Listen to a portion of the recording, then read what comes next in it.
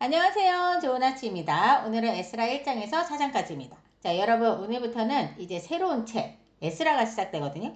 역대하 마지막 장에서 남유다가 결국 무너졌죠. 자, 성전은 불탔고 백성들은 바벨론 포로로 다 끌려갔습니다. 자, 그런데 하나님은 거기서 끝내지 않으셨어요. 오늘 에스라는 무너진 자리에서 다시 시작하게 하시는 그 하나님의 이야기를 보여주는 책입니다. 자, 원래 이 에스라서와 느헤미야 책이 한 권의 책이었다고 하더라고요. 근데 이후에 헬라어로 번역되는 과정에서 지금처럼 에스라서와 느헤미야서로 나뉘었다고 하더라고요. 자, 이 책에는 바벨론의 포로로 잡혀갔던 유다 백성들이 다시 예루살렘으로 돌아오게 되는 과정, 그리고 성전 재건과 예배 회복, 공동체 개혁의 이야기가 기록되어 있습니다.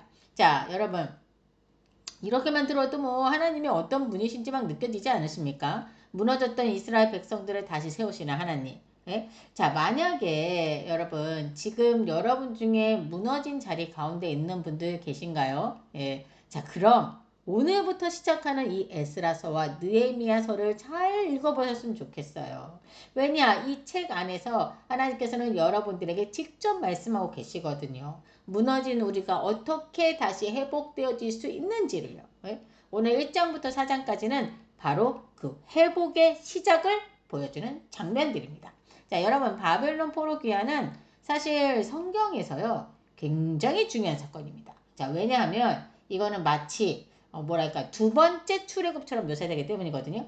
옛날 그 하나님께서 애굽에서 종되었던 이스라엘 백성들을 건져내셨잖아요. 자, 그런데 이제는 바벨론 포로 가운데 있는 백성들을 다시 이끌어내시는 거거든요. 자, 그래서 어떤 학자들은 바벨론 포로 귀환 사건을 두 번째 출애굽이라고 부르기도 한다고 합니다.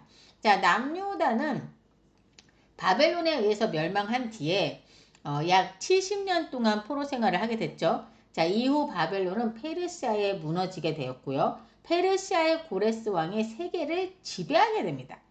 자, 그런데 놀라운 건 이 모든 역사 뒤에서 누가 계셨죠? 예, 맞습니다. 우리 하나님이 일하고 계셨다는 거예요. 에스라서 1장 1절은 이렇게 시작합니다.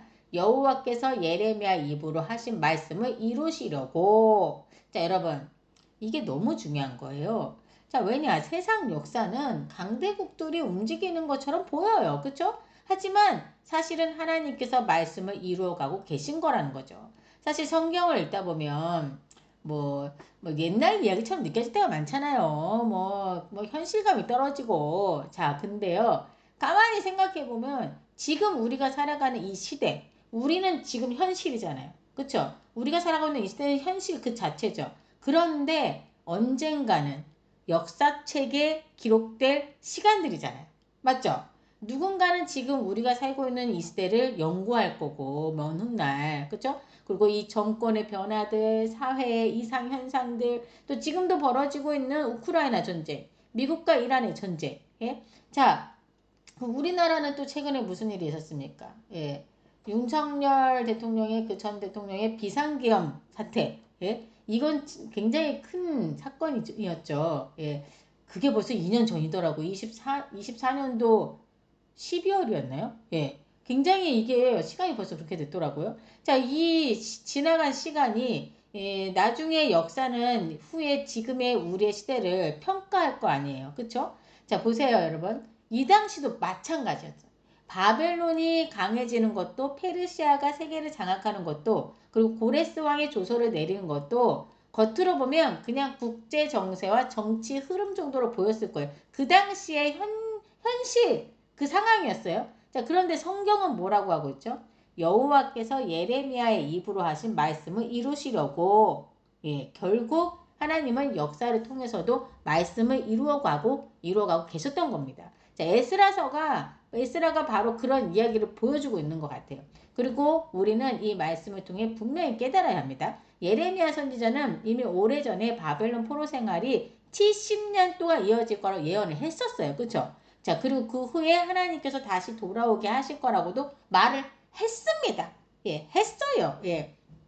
그리고 오늘 그 말씀이 실제로 이루어지는 장면이 나오고 있는 거거든요. 자, 하나님은 이방의 왕 고레스의 마음까지 움직이십니다. 자, 고레스가 뭐라고 선포합니까? 2절에 하늘의 하나님 여호와께서 세상 모든 나라를 내게 주셨고 나에게 명령하사 유다 예루살렘 성전을 건축하라 하셨나니. 자, 여러분 진짜 놀랍지 않습니까? 하나님을 믿지 않던 이방 왕의 입에서 하나님의 계획이 선포되고 있는 거예요. 저는 여기서 다시 한번 느꼈어요. 하나님은 필요하시면 누구든 사용하실 수 있는 분이라는 거죠. 자, 그런데 우리는 자꾸 어떤 경향이 있냐면 우리의 계약, 우리의 생각으로 저 사람은 안 될 것 같은데 아니 하나님이 저 사람을 쓰신다고 말도 안 돼. 뭐 이렇게 생각할 때가 많지 않습니까? 우리의 판단으로. 하지만 하나님은 고레스 같은 이방 왕도 사용하셨고요. 누구 같은 이방 왕의 입을 통해서도 애굽의 누구 왕, 그렇죠? 애굽의 누구 왕 같은 이방 왕의 입을 통해서도 하나님의 말씀을 선포했잖아요. 심지어 발람의 나귀까지 사용하셨어요. 자, 결국 중요한 건 뭐냐? 하나님이 말씀하시는가? 이거인 거지. 내 기준에 맞는 사람인가? 이게 아니라는 겁니다, 여러분. 네. 자, 그리고 고레스는요. 단순히 귀환만 허락한 게 아닙니다. 성전을 건축하라고 명령을 하고요. 백성들을 돕도록까지 싹 다 명령을 다 내려요. 음과 금, 물품과 가축과 예물을 지원하게 하고요. 심지어 느부갓네살, 바벨론의 느부갓네살 왕이 빼앗아갔던 성전 기구들까지 싹 다 돌려줍니다. 자, 여러분 왜 하나님은 성전을 다시 세우게 하셨을까요? 이 고레스 왕을 통해서. 단순히 건물 하나 다시 짓는 게 목적이 아니었겠죠. 그렇죠? 자, 성전은 뭐죠, 여러분? 성전은 하나님의 임재의 상징이고 예배 중심이었기 때문인 거예요. 여러분, 하나님의 마음이 느껴지십니까? 예? 하나님은 다시 예배가 회복되길 원하셨던 거고, 다시 관계가 회복되길 원하셨던 겁니다. 자, 그래서 하나님의 임재의 상징이자 예배 중심인 성전을 건축하도록 이렇게 적극적으로 돕도록 하셨던 거죠. 자, 여러분, 회복은 단순히 환경이 좋아지는 게 아니에요. 진짜 회복은요, 하나님께 돌아오는 것에서 시작을 합니다. 자, 그리고 귀환을 결단한 사람들이 등장을 합니다. 성경을 보면 유다와 베냐민 지파 사람들, 또 제사장들, 레위인들 가운데 하나님께 감동받은 사람들이 일어나기 시작합니다. 여러분 한번 생각해 보세요. 이 사람들이 돌아가게 될 예루살렘은요, 지금 폐허였어요. 폐허. 맞죠? 안전하지도 않았고요. 먹고 살기 쉬운 곳이 아니었습니다. 진짜 아무것도 없는 무일푼에서 다시 처음부터 시작해야 되는 상황이에요. 반면 바벨론에서는요, 이미 어느 정도 다 자리 잡고 살던 사람들이에요. 예? 맞잖아요. 70년이잖아요. 70년. 무려 70년을 그곳에서 살았잖아요. 자, 그런데도 이들은요, 그 익숙한 삶을 내려놓고, 예? 무너진 예루살렘으로 돌아간 겁니다. 예? 자, 여러분, 이거 진짜 엄청난 결단 아닙니까? 예? 자, 근데 왜 이들은 이런 결단을 했을까요, 여러분? 예? 왜 이런 결단을 했죠? 딱 하나입니다. 하나님입니다. 하나님 때문에 이 결단을 한 거예요. 이들은 편안함을 선택한 사람들이 아닙니다. 오직 하나님이 원하는 그 방향을 선택한 사람들인 거예요. 여러분, 이게 믿음이 아닐까 싶어요. 근데요, 이걸 아는 저 역시도 편안함을 추구할 때가 많다는 겁니다. 알아요, 알아. 하나님을 쫓아가고 싶어요. 그런데도 편안함만을 추구할 때가 많다는 거죠. 하나님의 마음을 알고 뜻도 아는 것 같으면서도, 그러면서도 어떻게 하죠? 하나님을 설득시키려 하더라고요, 제가. 그래서 뭐 어떻게 기도를 하냐? 하나님, 그래도 제 기도 좀 들어주세요. 예? 막 이러면서 기도를 하잖아요. 제가 그렇게 기도를 하거든요. 그렇게 기도를 했었어요. 자, 그러니 지금 예루살렘으로 돌아온 이 백성들, 진짜 대단하다는 생각이 들더라고요. 저는 정말 그런 생각이 들었어요. 편안한 삶보다 하나님이 원하시는 방향을 선택했잖아요.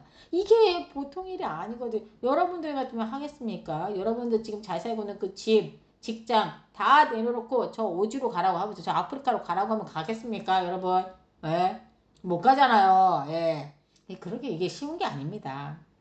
자, 2장에 가면 포로 귀환자들의 이름이 길게 기록되어 있습니다. 자, 예전에는 뭐 이런 부분을 읽으면 솔직히 너무 좀 지루했다라고 이제 그런 걸 많이 느꼈어요. 내가 이걸 왜 읽어야 되나? 막 이런 생각을 많이 했었다고 제가 항상 말씀드렸었죠. 자, 왜 이렇게 이름을 길게 기록했을까요, 여러분? 예. 하지만 이제는 어떤 생각이 드냐? 기록할 만하다라는 생각이 들더라고요. 하나님 입장에서는 이 이름들이 얼마나 귀하게 느껴지셨겠어요. 무너진 예루살렘으로 다시 돌아오기를 결단한 사람들, 그러니 한 사람 한 사람, 다 기록해 두셔야 되지 않겠습니까? 그렇게 하고 싶었던 거예요. 정말. 하나님의 마음이 그냥 팍팍 느껴지지 않습니까?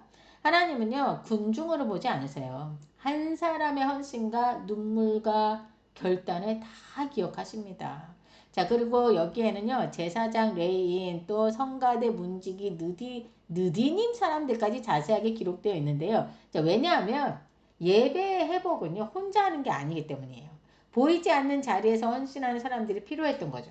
어떤 사람들은 족보가 확인되지 않아서 제사장직을 잠시 중단당하기도 했더라고요. 자, 이거는 하나님의 일에는요, 거룩함과 질서가 필요하다는 걸 보여주는 장면이기도 합니다. 자, 하나님 일은 아무렇게나 하는 게 아니라는 거죠. 그리고 이들은 각자의 예물까지 드려요. 성전 건축을 위해 자발적으로 헌신하기 시작합니다. 예? 여러분 보이십니까? 회복에는요, 반드시 헌신이 따라옵니다. 시간도 드리고, 물질도 드리고, 마음도 드리고, 삶의 방향도 하나님께 드리는 거죠. 자, 3장으로 넘어가면 드디어 예배가 회복되기 시작합니다. 자, 폐허가 된 예루살렘에 제단을 다시 세우고 번제를 드립니다. 자, 여기서 중요한 인물이 나오는데 바로 수룹바벨입니다. 자, 수룹바벨은 단순한 총독이 아니에요. 예? 다윗 왕가의 후손이고요. 메시아의 계보를 이어가는 중요한 인물입니다. 예? 여러분 그 바벨론 포로 이후 다윗 왕조가 완전히 끝난 것처럼 보였잖아요. 멸망했잖아 나라가. 그래서 하나님의 계보를 끊어진 것처럼 보였잖아요. 그런데요. 하나님은 어떻게 하셨습니까? 그 계보를 끊지 않으셨던 거 기억하십니까? 바벨론으로 포로로 끌려갔던 마지막 왕 여호야긴의 손자가 바로 수룹바벨입니다. 예. 자, 드디어 성전 기초가 놓이게 됩니다. 제사장들이 나팔을 불고 레위인들이 찬양을 합니다. 주는 선하시며 그의 인자하심이 영원하다. 막 찬양을 해요. 자, 그리고 정말 감동적인 장면이 나옵니다.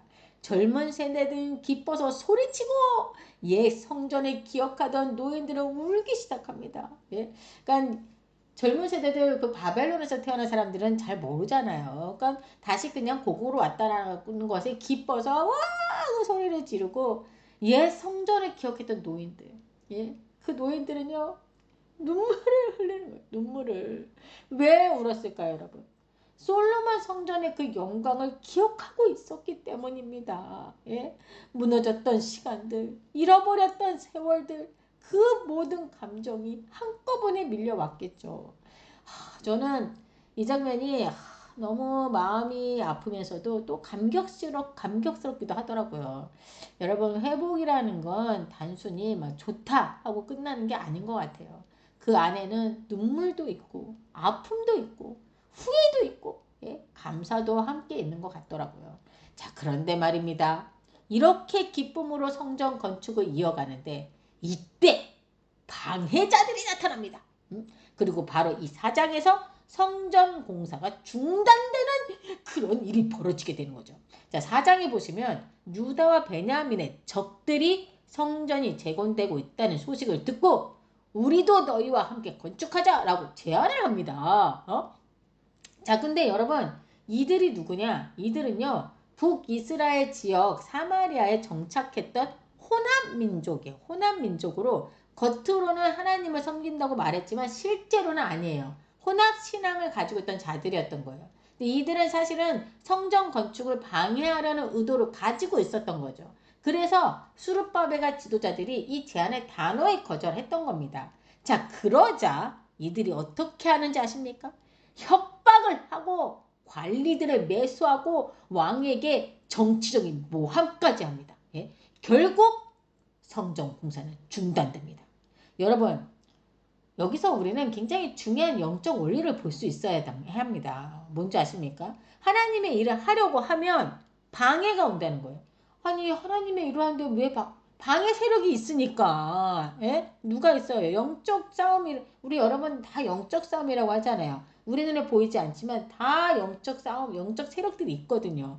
그러니까 하나님의 일을 하려고 하면 방해가 오는 거예요. 내가 하나님 앞에 바로 서려고 결단을 하면 이상하게 막 흔들리는 일이 생기고, 예배를 제대로 드리려고 하면 뭔 일이 생겨서 마음을 복잡하게 만들어서 집중을 못하게 하고, 기도하려고 하면 더 바빠지고, 믿음으로 살려고 하면 낙심하게 만드는 일들이 생기기도 하지 않습니까? 예?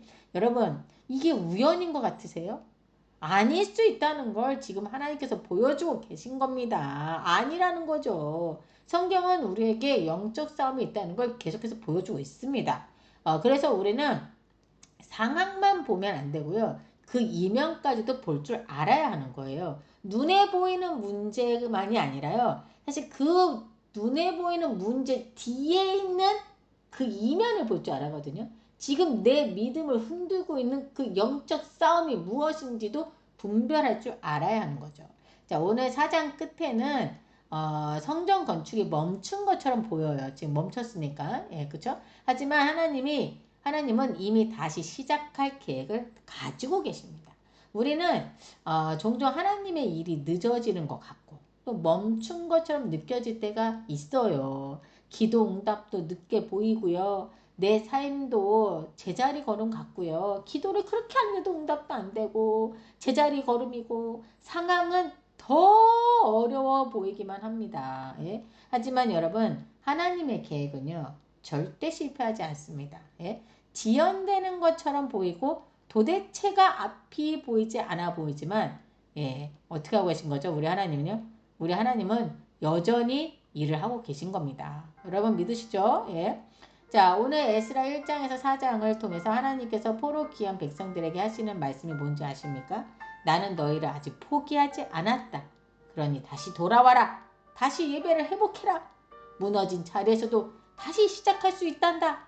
이 말씀을 주시고 계신 게 아닐까. 그리고 이 말씀을 사실 우리에게도 그대로 주시는 거예요.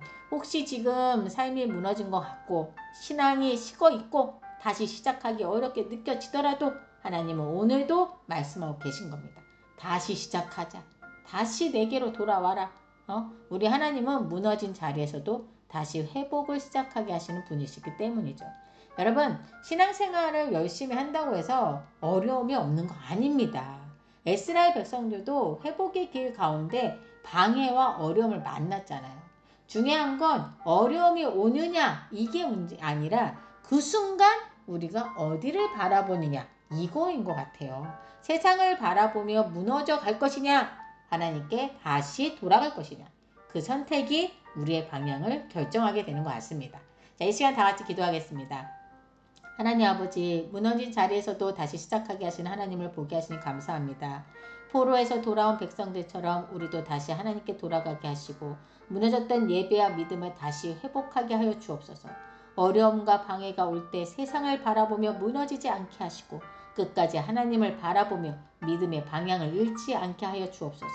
오늘도 말씀 가운데 우리를 붙들어 주시고 다시 시작할 힘과 은혜를 허락하여 주실 줄 믿으며 이 모든 말씀 우리 주 예수 그리스도 이름으로 기도드립니다. 아멘.